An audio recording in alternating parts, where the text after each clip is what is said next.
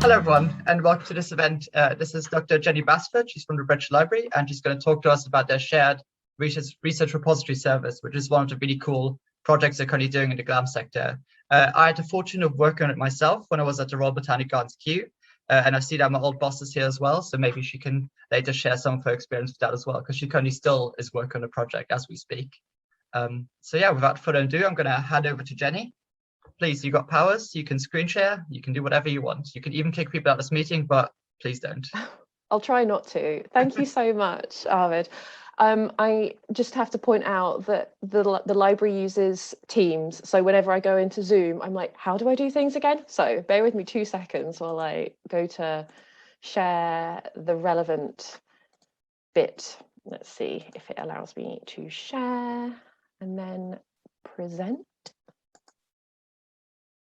Are we doing anything? There we go. Can you see that? Is that okay? It looks fantastic. Brilliant. It looks as exciting as a very good colours. Yeah, the British Library's colour scheme is neon everything. We very much like a bright colour. So that's what we've gone with there. Okay, lovely. Thank you so much for asking me and to come and speak with you all and hear more about from all of you as well. It'd be lovely to hear kind of everybody else's kind of thoughts and feelings on open access in and repositories in the library sector generally, as well as obviously what we're going to talk about here is a bit more kind of GLAM focused. But I did previously work in open access in universities across the UK. So yeah, lovely, like to hear it. Just love to chat about open access no matter what the sector is that we're in.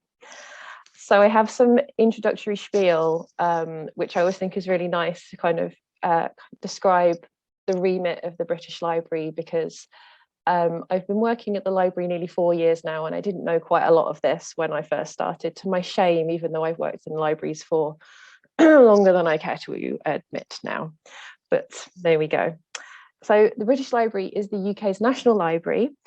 We are one of 6 legal deposit libraries, and it is a lot younger than you would think. It was formed in 1973 from the basis of the British Museum's library collection.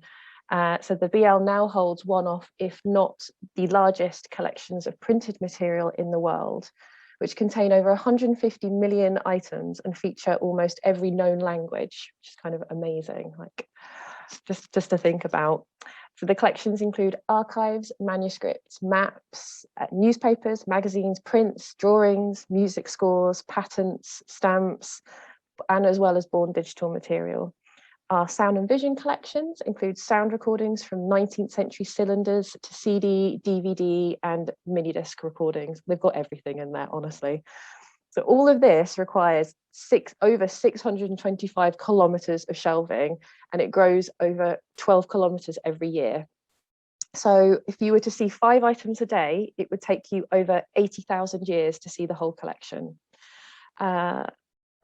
Honestly, sometimes you don't even know where to start when you're like, I want to go look at something fun in the basement for half an hour, and you're like, I genuinely don't know what I'd go and look at. But amongst all of that lovely kind of printed stuff that we hold, our optimistic estimates would say 3 to 4% of the library's holding are digitized. So if we're just relying on our kind of online only content that is accessible, often isn't accessible off site as well. A lot of our content sometimes is only available digitally when you're sitting at a reading room desk in the British Library, due to licensing, not because we're horrible, but because that's the agreement that's been made with the licensing and publishers. So yeah, we're missing out on quite a lot of stuff if we just rely on those. We produce data and metadata about our collections without restriction to be reused by whoever wants it all over the world. And they do use it, which is quite exciting. We also have a business and intellectual property centre to support small businesses and startups. We crawl every UK web space and archive it for the long term, so in the UK Web Archive. And our preservation system copies the entire content of the library and hosts this at 4 different geographical locations for security. And as we found out last year and earlier this year, we can hold events and exhibitions even in lockdown when we're not here, able to come into the physical building. And I just have to clarify, I'm sure you all know, but in case you're picturing this, the beautiful library, we're not the wonderful round reading room, which is actually at the British Museum. And that is what we used to be, you know, way back when, before 1973. But that, yes, it's one of our former homes. So our sites are in Yorkshire, up north in Boston Spa, which is kind of between Leeds and York, effectively, is kind of in how we kind of position it. And it's super brutal, like the architecture, it's great. So it does occasionally get used for being a film set for things like GCHQ and stuff like that, when you just want something to look especially, you know, terrifying, basically, because it used to be a former munitions factory. So it wasn't built for its beauty, it was built to stand for a long time. And then our other site, which I'm sure most of you will have seen as well, is in central London at St Pancras. And it's a very strange looking red building that is supposed to resemble a boat. So all of that fun physical content stuff aside, I'm not here to talk about the physical things of the library. I'm here to talk about that 3 to 4% of stuff that's digital. And our hope that in my department, which is called Content and Research Services, to make as much of our kind of research outputs as available to everybody and openly accessible. So I move on to my next slide. So we just want to make our research outputs more visible, more findable, and more easily accessible than they are now. And most importantly, I think for us, is that we want to do it in a research setting rather than just kind of sort of scattered across the web and things like that. So although the vast majority of research in the UK tends to take place in a university, the British Library is also eligible to receive funding from research councils and other major charitable bodies. Well, not that I'd say the government funding is charitable, but you know what I mean. We're also eligible for funding from people like the Wellcome Trust, Leverhulme, and Paul Mellon and Andrew Mellon as well. So here is our most recent research report. So that covers the years 2018 to 19. In the next week or two, I anticipate we will have the most recent one. So it'll take us up to 2019 to 2020, and it will be available on the British Library's repository to download if you want to have a look at it and see what we've all been up to over the last year.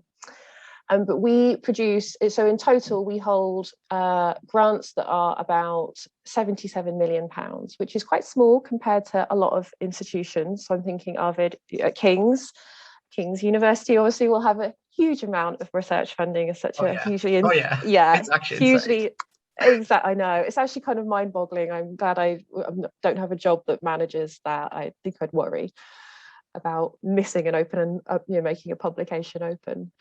And then we are the principal investigator on about £4 million worth of that. So again, quite tiny, but not insignificant. It's still millions of pounds, so we still need to make sure that we're doing kind of everything that we have promised we would do when we took hold of that money in order to go and do our work. So the AHRC is our biggest funder, but all of the major funders that give us research support in order to be able to do all these fun, cool projects that we do have a mandate to make kind of the outputs of the work openly accessible. So there is an expectation that this is becoming, and that we will do this just as universities do this as well. So what do we mean when we say open access? In a nutshell, open access means you are making something unrestricted in terms of how you get to it, so it's free to read, and you are allocating reuse rights, so you are allowing people to, or you're making it obvious to people what they can do with this piece of work, whether it's for commercial or non-commercial purposes, and if they have to kind of give credit, or if they can just take it and use it and don't have to give any credit for it. So there's a very cute picture of a walnut here. The underneath it says CC by NC 2.0. Now, it didn't have the person's full name who took this picture, so that's why I've included the link, so you can go and find the person and their work. But CC BY NC is a Creative Commons license. If you're not familiar with it, it means BY means we have to attribute it. So I have to say it was by this person, and I put the URL to say this is where I got it from. And NC means non-commercial, so I can't use it for a commercial purpose. But this is not a commercial event in that regard, so I think we'll be fine. And then the why we do open access and what benefits we have for open access, just as a lovely kind of little summary. This document gets, or this image rather, gets used all the time, and there's a reason why, and it's because it's just super in terms of really setting out why it's beneficial that we make stuff openly available. Often open access in research, it's particularly in research intensive organizations, but I think in a lot of universities, like the open access part of comes quite late in the process of research, and it can become just a kind of administrative burden. Essentially, the person has done the work, they've found out the fun thing, they've published it in a journal or a book or whatever, and it's been deposited, they've moved up, you know, they've made it available through the journal, the kind of accepted standard way that you communicate information, and they've moved on. And then often we come back to them and we say, oh, you need to put it in a repository, you know, you need to do all these things in order to kind of make sure that we're complying with what the funder has asked for. And that can be seen as quite a burden. So a lot of my time when I used to work in universities was selling the benefits of open access. I'm quite lucky at the library that a lot of my curators and the other staff who produce research outputs are actually extremely enthusiastic about the repository. So they come to me and tell me I've got something to put in. And I know that Anne at Kew Gardens is the same as well. And you remember this too, I'm sure, Arvid.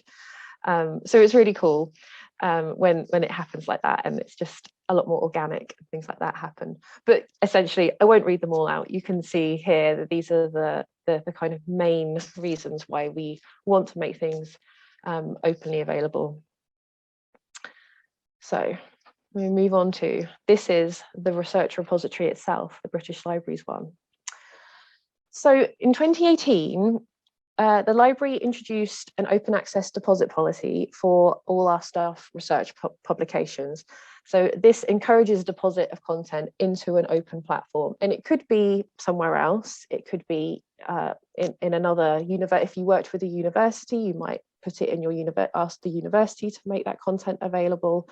So for example, if we worked with King's, we could have just said, could you put this in the King's repository or another organization?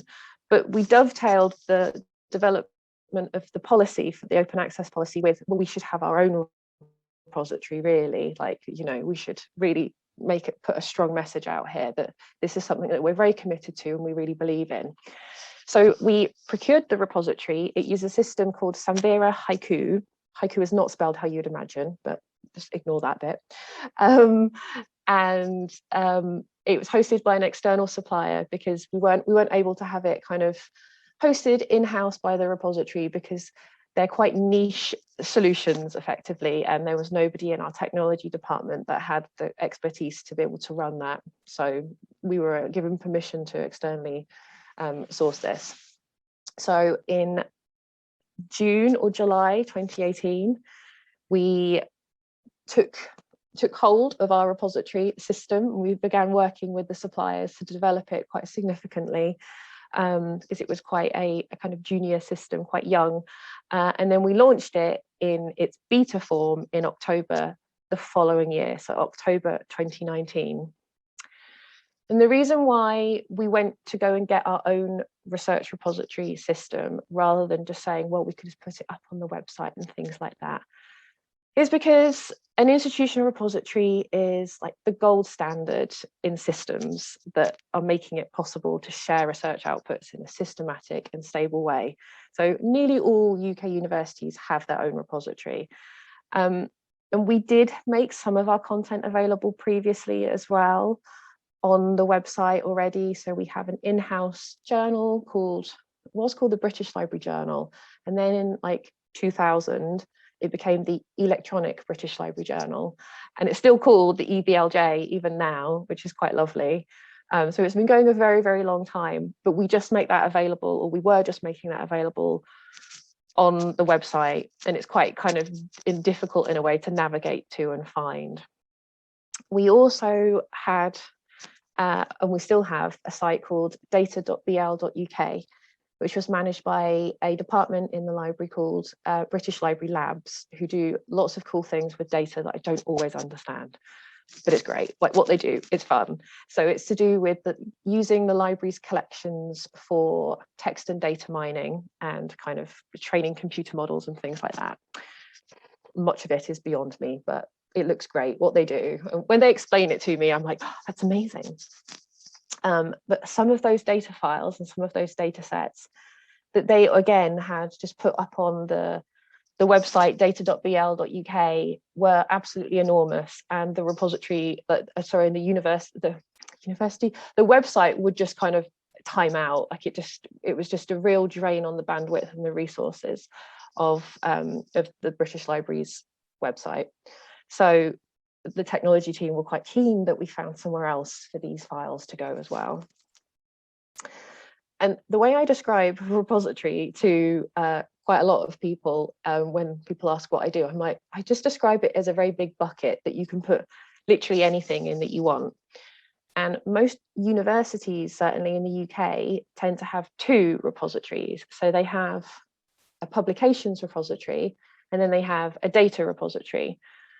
And the reasons for this, I think, are quite often historic. So you would have the publications were mandated to become open access first. So they set up a publications repository in order to make sure that they were, complying with that mandate.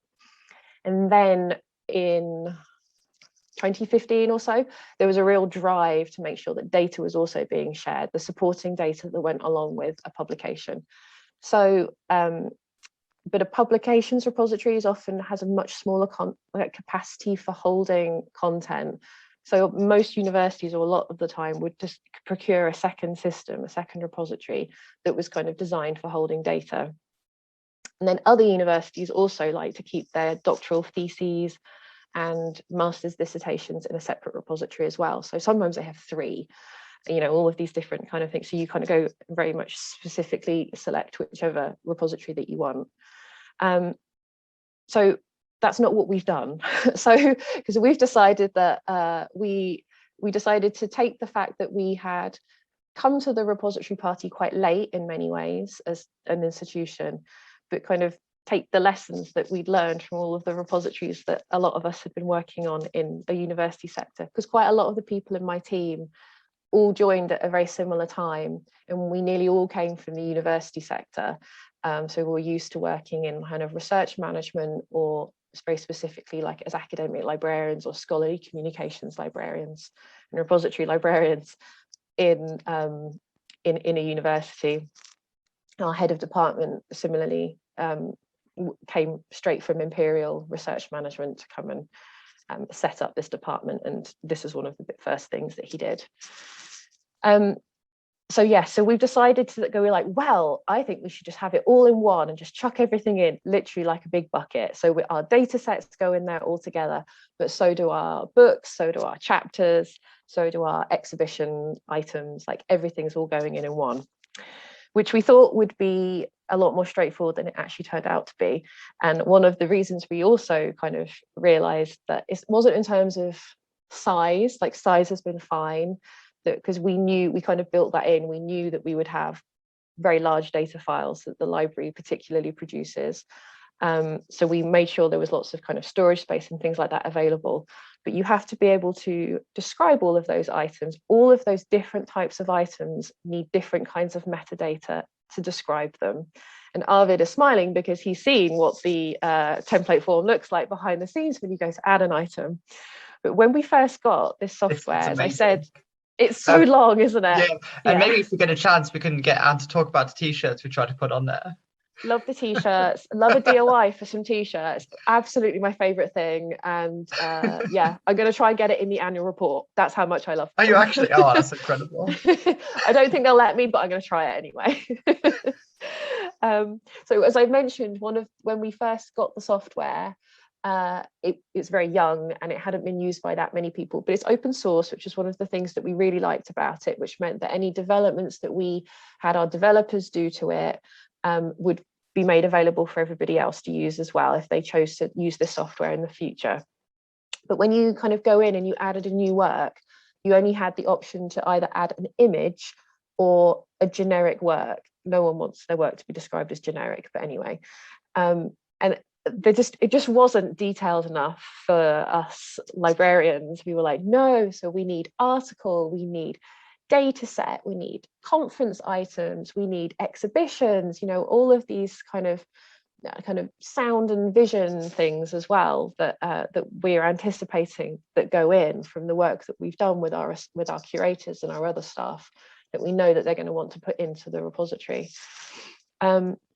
That was quite a challenge, I have to say, is kind of bringing together a metadata schema that could combine all of those things and then also map to other kind of common metadata standards so that the system can then be quite interoperable with any other systems that we choose to link it to in the future. So that's something that floats your boat, I have to say, that it's an insane metadata schema behind the scenes. So in the British Library's repository, this is a very rough estimate because I was totting them up. I was like, I want to make sure these are up to date as possible. And then I'm sure my maths was not correct. But you can see, but the overall picture is right. You can see here that the vast majority stuff in the library's repository are articles, a lot of that, which is because that's still the most common way that research information is communicated. It's still the article. That's still one of the gold standards of how we communicate our knowledge to our peers in the community. And then our next highest one is data set. And as I mentioned, we have our British Library Labs colleagues who are just producing data sets left, right, and centre. Now, these are data sets about the metadata of the collections of the British Library. And there is a new one produced. I think there's like 3 ones that get produced every month. And so one of them is new acquisitions for the British Library. So that just gets like added every, I'm really distracted by Arvid. Hi. So every month they update the data sets to say, oh, this is the new stuff that's been added and acquired by the library in the last month.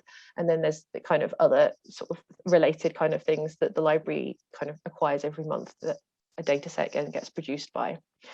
Then we have other kind of sub data sets that are trying to think, it's where they start digitizing very specific content, and then they might want to say, well, all of these things have been digitized and this is the metadata about all of those works, and that becomes a separate data set in its own right. So you can go and kind of analyze that as well, which is quite fun because it's the kind of thing you can look at and go, you can start to see trends in like where things were published or subjects of things that were published, and I'm sure lots of other things that I've never even thought of that our digital humanities colleagues will be all over doing.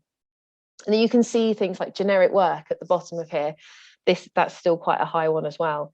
And in our repositories like platform, generic work includes things like blog posts and stuff like that. And the library has several blogs that quite a lot of the departments have their own blog, and they're very prolific and they are really detailed, and quite significant research can underpin the contents of those blog posts.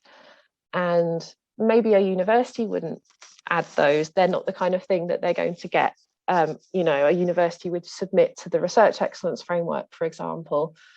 But there's a lot of work that goes into those, and we want to make sure that that's all of that work and effort of our researchers is recognised. So that is definitely something that we want to get in there kind of more systematically in the future. So here's an example, one of our more GLAM specific ones, because I feel like a lot of what we do in many ways could be applied to a UK university, or maybe a university repository in another country as well.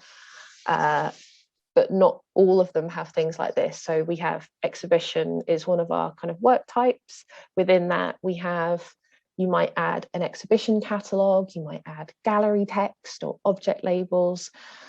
We would love to be able to add all of the stuff to do with our exhibitions in there. And I had, just before COVID, I had a lovely time going downstairs in the basement and having a look at the stuff that we had for exhibitions that went back a very, very long time. And it was really interesting, but a lot of that would require digitization. So it's something that's not going to happen immediately. So we've started working more closely with our exhibitions team to make sure that we're getting the content that relates to the development of an exhibition, which is all now, that's all captured digitally, because everybody works, you know, there's emails about all of these things, and like all the kind of checklists and things that we have that go into the making of an exhibition, that's all pure digital to start with.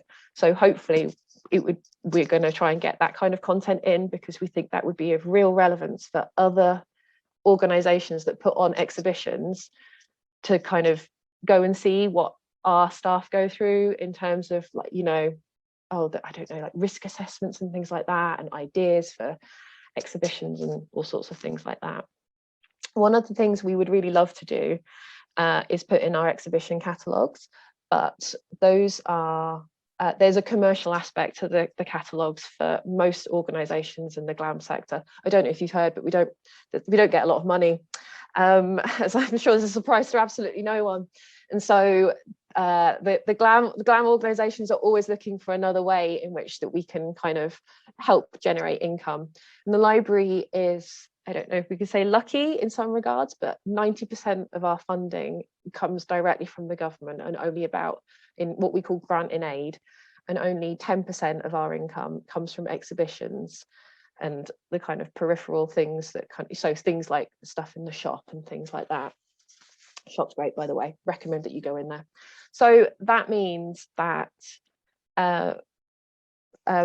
you know, if we make the catalogue immediately available, freely available, fewer people are going to buy it, and therefore that's loss of revenue for the organisation. And it will certainly be the same for the other organisations who rely far more heavily on exhibitions and the kind of peripheral income that comes from having people come in through the building that the library doesn't really have in that regard. But yeah, it's been really fun adding, kind of working with the exhibitions team and getting that kind of thing in as well. And one of the nice things about the repository is that we get to talk to other GLAM sector organisations. So I'm really sorry it's taken me half an hour to get to this point, but this is the other part of the repository kind of project that we've been working on, is that it's not just the British Library who's involved in this, even though I've literally just talked about it for the last 30 minutes. So the BL is what is known as an independent research organisation, which is a term that the Arts and Humanities Research Council gave us. And as you can see here in this little list, this is taken from the IRO Consortium webpage. You can see lots of the names on here you would recognise as other GLAM sector organisations. So Historic England, English Heritage, the BM, Historic Royal Palaces, Maritime Museum, you name it, they're on it. So, and they do tend to be, although I would say we have, you know, they're quite large and significant organisations, I would say, in the GLAM sector.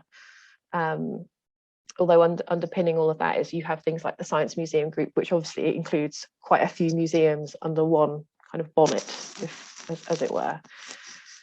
So because we are an independent research organisation, that is why we are able to get that funding from the AHRC that I referred to at the beginning, the kind of £77 million. So we're getting that amount of money, or participating in those projects, and for £77 million. So are all of these other organisations. So when you add that up, that is a lot of money that we are all very lucky to receive. Thank you very much, AHRC, for some very, very cool, exactly, some very cool research that's going on from all of these curators and other experts in their field at all of these different organisations. And therefore, because we all do that, we all need to make sure that we're making our work openly available. So what we decided to do was that we went to the IRO Consortium group and said, would any of you like to join a repository pilot project with us? Because we were going to do it anyway. It was something that was very important to our department particularly, but also I think to the library as a whole. But it's a really expensive process setting up a repository. I don't think we helped ourselves by picking one that was so new and so young in many ways, the system that we used. But the reason we picked that system is because it was able to handle more than one organization on one shared instance. So if you imagine one big umbrella and then all of these little spokes underneath it, and you each have a separate repository that sits underneath it. So that's the main reason that we picked the system that we're using, which has then been quite a resource intensive system in order to develop, but it was kind of the only thing that would suit us architecturally. So we were so lucky that we had all of these 5 partners come and join us, and they were all really good in terms of they were a really good mix, I would say. So Museum of London Archaeology have loads of data sets. They already make those available on the Archaeological Data Service, but they wanted to explore kind of adding more data sets and different types of data sets in with this repository system as well. The Tate have an in-house journal, so they wanted to, a bit like we do as well, so they wanted to make sure that that was being captured and made available. The British Museum published their own research series. They have a couple of journals, but it's a lot of kind of research publication series like bulletins and things like that, which some of which are made, which I think sometimes were charged for originally, but they're kind of exploring having them openly available as well. The National Museums of Scotland already had a research repository and wanted to come and join us because they were interested in the new platform that we were using, the new software. But one of the really great things about them was that they already had a repository, so they had content that we could practice migrating across, if that makes sense. And then we have Kew Gardens as well, who just have very similar content to all of us, apart from the t-shirts, which is radical, and I've never known anybody be like, yeah, we want a DOI for a t-shirt. I just love that.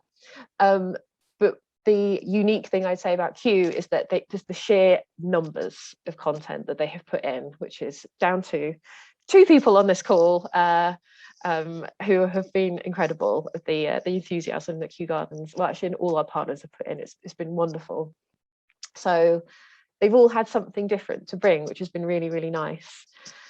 So yeah, so we're hosting 6 repositories. So it's the 5 partners and then the British Library's repository. And then we also have a shared repository search function that you can do as well.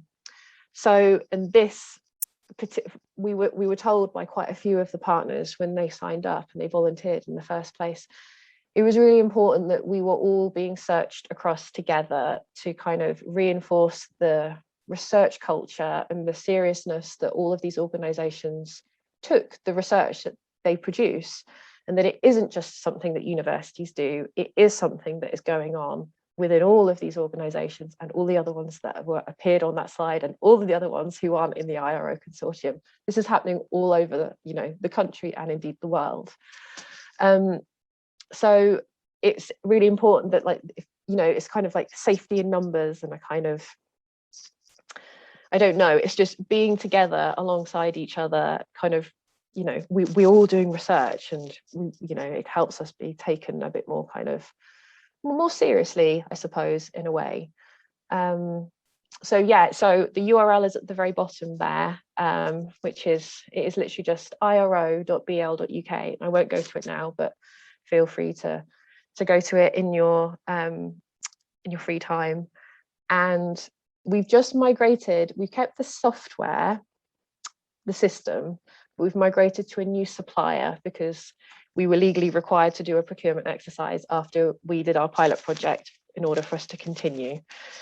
So so some things are a little bit, don't look quite as they used to look, and they're kind of improving every day, so I hope. So you'll kind of, if you go there like every couple of months or something, you should probably see some significant changes.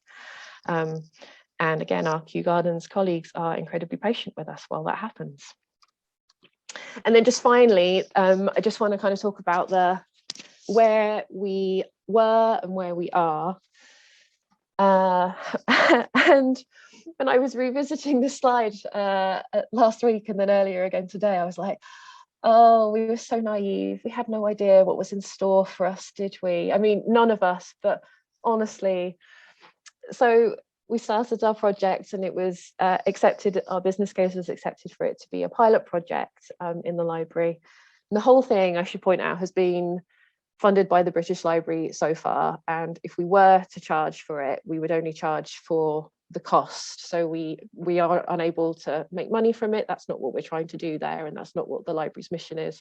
We just want to provide the service. So anybody who participates, the model that we worked out would be that every institution would pay an annual fee and would have their own staff look after it and maintain it.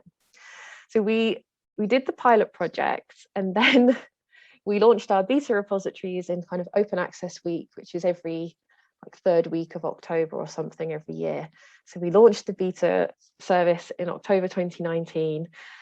And then we were about to launch our full service in April 2020, and obviously everything changed for everybody, but the GLAM sector was particularly hit very, very hard. So as I mentioned earlier, the BL but the BL takes a very small amount of its income is generated from exhibitions and things like that. But every other partner that was involved in the repository and any other potentially new partners that's involved in a GLAM sector institutional repository was in a very, very different position to us. And they really relied heavily on having their sites open so visitors could come in, or being able to allow people to come in and use the shop and go to the cafes and all sorts of things like that. So, and also the other thing was, I feel like the library was also a bit weirdly unique in that we didn't furlough anybody at all. We just all carried on, even if I know. So our sites were closed throughout the first lockdown and the third lockdown in the UK as well. So earlier this year, and so I think we were still open in the weird one in the middle, the November one this time last year. The unhelpful lockdown that didn't really do anything because we didn't lock down properly, that one, I think we were still open then. But then again, we were properly closed, and yeah, we just did not furlough anybody, and we were able to find there were things that people could actually do, and it's been quite interesting, I think, for the institution as a whole, which is a complete aside, but it's so many of us can work from home, but many people's roles were initially would not have been able to work from home, but there is work they could adapt and then it could be done at home, which has been quite interesting, I think, for the people that work in the reading rooms and things like that. And because it's now kind of a hybrid working policy, the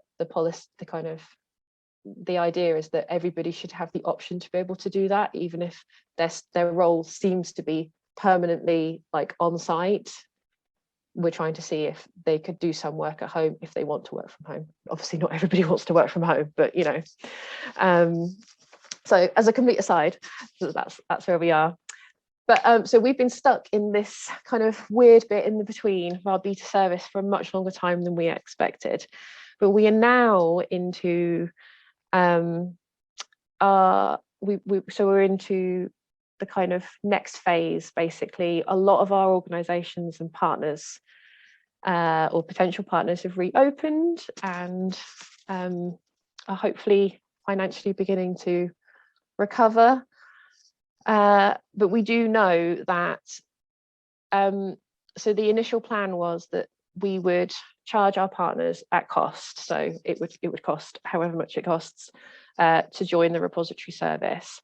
But obviously, and we were fairly kind of confident, and all the discussions we'd had with everybody before the pandemic was even a thing felt very kind of achievable and very doable.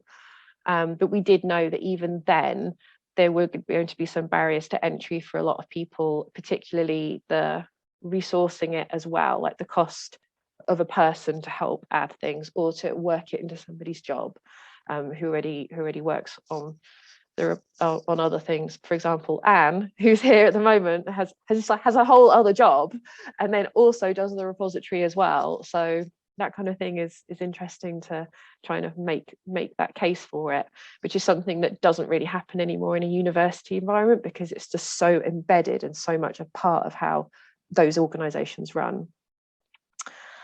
So recently, though, we've been really lucky to get some more funding from the AHRC, who are really interested, and have been even before the pandemic hit.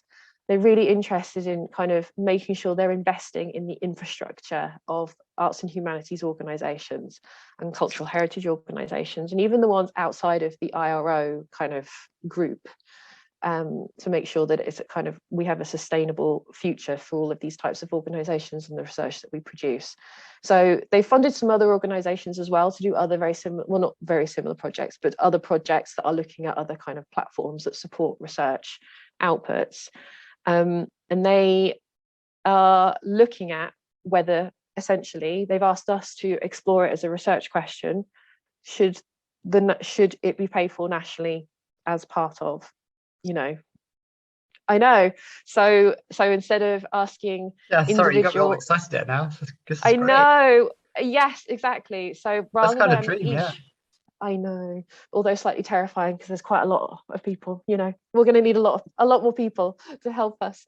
But it would be, instead of asking each institution individually to like pinpoint the money and pay it, and some of that money might already come from the government already, it would just be that the government via the AHRC is paying for it already.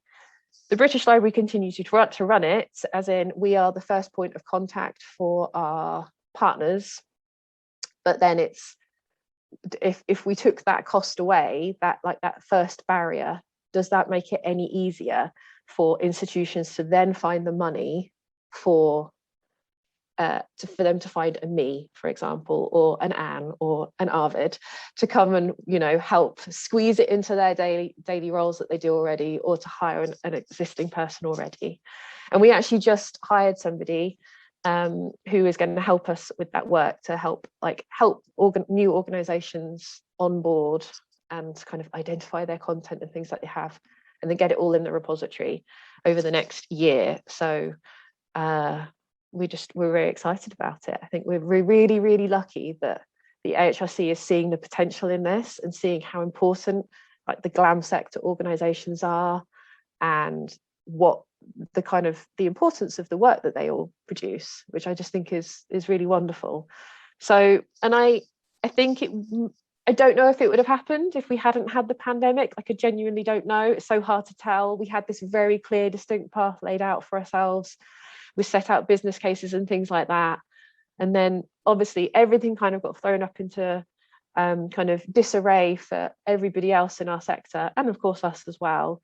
And then we were like, well, we don't really know what we're going to do. What if these people aren't able to work with us? But there is a potential that this could be how it goes in the future. So that's what we're going to work on next. So that's where we are now in October 2021. And then hopefully we will go to a full service, and we will just set it up and we will be running it. And our original plan was 14 tenants, as they're called in the architectural terms of how the system runs. So 14 partners, but we would be included in that, and our original partners would be included in that. But we'll see how it goes. If anybody here wants a repository, do send me an email, because it would be lovely to hear from you. The event's already paying off. So that's where we are at the moment, and that's what we've been up to. And yeah, it's been such an interesting project to work on. I feel very, very lucky that I've had a chance to work on this project, and continue to work on it. I think it's going to be great. Yeah, sounds like a real academic success story for the British Library, really.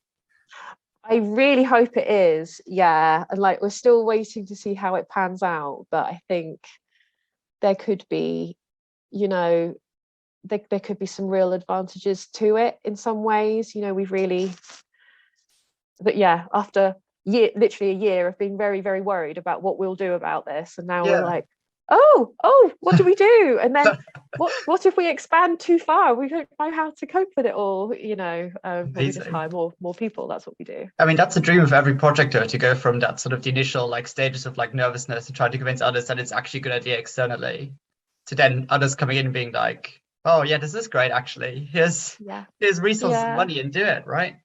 It's exactly. so cool that it's not just me as like a semi-external person who sees like value in it, but the entire HRC. That's actually Yeah, quite insane when you think about it. I know. Um, We're really lucky, and I think a lot of that is to do with, have I unshared that? I don't know. Have you unshared me? How do I unshare? no, you're still there, so you have to go back to the Zoom. Back to the Zoom. See, I don't know what I'm doing. It's terrible. Um, I can stop you. There you go. I stopped you. just stop me. Just stop me now. But yeah, I think a lot of it is when you get somebody who's really into that kind of thing within the organisation, as in the AHRC and the Research UKRI is the overall umbrella of the AHRC and the other subject funding councils. I think that makes a huge difference. So we're really grateful to them, but the most people we're most grateful to are, of course, the partners that have been working on the project with us, because putting up with us. Honestly, you're a pleasure to work with, and also you've been a pleasure to listen to today. I think this is incredibly amazing, and it's nice that you took us not just through like the high level vision and why it's exciting, but also to actually highlight some of the challenges, economics, staff wise, convincing people, the skills gap as well. And I think it's time for us to open the floor a little bit to people who have questions themselves. You can put them in the chat. You can turn on your camera, maybe use a little hand emoji to speak, whatever you feel comfortable with. And whilst you think of your first question, I think I'm going to jump right in with maybe the obvious one, because you talked about the next phase and how you're looking at to onboard 7 or 8 new people. Are you targeting anyone at the moment, or can you not tell us? Oh, well, at the moment it will still be other partners in the IRO kind of consortium group. So it will be those organisations that were on that slide before. But I say that the thing I didn't talk about, because I didn't know it, because it was a bit off topic for GLAM, but we have worked with Health Education England to set up a pilot repository for them as well. So it is nhs.iro.bl.uk. It's literally just the NHS shared repository. Because so I didn't go into this, but it was we've never been able to name the repository ever. We've just called it the shared repository. The amount of hours that everyone would go, how about such and such? No, everyone hates everyone else's suggestions for naming the repository. Exactly. So everybody's just gone with it's the research repository. But yeah, that's the link there. That's cool. I think it actually works, like keeping it after the organization name. I think it's a bit of a 90s thing to like develop your own website or data service and then give it a different name that is not your organization. Exactly. I think so too. And we were a bit like, well, the important thing is that for a lot of our cultural heritage organizations, the web presence is a really important part of their branding. So if we take the Tate, for example, they have the sexiest website. Like, it's so nice, and it's obviously because they are an art gallery, like at their core, so it has to look visually, their visual identity on their website is incredibly important. So we wanted to make sure that organizations could still add some branding and customize it to an extent and keep it in keeping with their own like website, if that makes sense. But I mean, there's only so much that you can tinker with on the repository itself, the actual platform. It lets you do some bits and bobs, but not anything too crazy. Yeah, I mean, but branding is so important, so it's really nice that everyone can keep their own name to it. Yeah. Nice. I mean, lots of people have already excused themselves because they think they're getting ready for dinner and they're like after work pints or whatever. But I've shared lots of links in the chat today, which I'm going to put them all in an email together for you. So don't worry if you didn't note them all down. Oh, thank you. Every time you mentioned a new thing on your repository, I was like, here it is. Oh, you're so good. Look at all these. Oh, I love it. Today. It's And would like to say that and to point out that t-shirts are just a minor part of the Q repository. We entered them as we needed to report on the local outputs for Darwin Initiative funded project. sustainable yam markets for conservation and food security. We do have about 3,060 plus items on the repository now, which is amazing. Because So when I Q left, is the we were on Q is the about, biggest like, 1,000, one. right? She went for it after you left. She had a you'd had your coffee. She went for it. We did about 500 since we started. Well, I only took over in June or July, so I would say that sort of that 2,500 were added by Greg Palmer and Richard Gianfrancesco, and one of their great volunteers who did a lot of back numbers for us. But yeah, we've added about 500 on since we took over. So I've added quite a lot of back numbers of one of our newsletters, and so we have plans to add on quite a bit more as we go. But we generate about 400 items a year. But of course, getting back issues of things on is the tough part. It really is. So Q is, as I said, in terms of all of the unique things that each organization adds. For Q, it's the volume, I would say, and it's like, and I think it is partly because you are in our IRO AHRC consortium, but you have another foot very, very firmly, more so than some of our other partners in science, who publish so much more frequently than the slightly more sedate pace of the arts and humanities. Let's put it like that. As a historian, I'll be like, funding is there for us, so there's government money there behind it. Yeah, exactly. Well, I think that must make a huge difference. We have a lot of science funding, things like NERC, the research councils like VBSRC, and a lot of foreign, because we have worked with a lot of other countries. So if you look at our articles, a lot of them will have other, so Brazilian or co-authors. So our co-authors are from all over the world, so they bring funding in from elsewhere as well. So we're trying to capture all the funding as we go now, but of course our back numbers wouldn't have captured funding either. So that's something to do with the international authors is why I think the repository is so important, and why the open access part of it is so important, right? Because like they produce their work, they put the work in, and now it's like sitting somewhere in a library in the UK and they can't get it. Putting it on the onto the repository with a DOI and stuff, they can get it all over the world. Well, they can then make the case to their funders as well. Yeah. They are. I mean, the majority of them, they are available online in the e-journals. Very few of our journals. I mean, the majority of our reporting is articles. They're peer reviewed, and they are available on e-journals. But it's nice to bring everything together. Then you don't have to worry about searching across lots of different journals to find out what's been happening in Chile or Colombia with Q, and finding who our co-authors are. And that's where it's quite interesting. Yeah, that's a perspective I hadn't thought of it for our other users. It's a really nice user story, isn't it? That you want to go and see exactly what the researchers are producing, and you don't even have to go and ask the librarian who's compiling them. You can just go and do the search yourself. Yeah, it's great. Yeah, that's what I like. It's kind of like a unifying experience in that way. Yeah. Louise, would you like to ask a question? I'm sorry, I know we've been talking over you a lot, but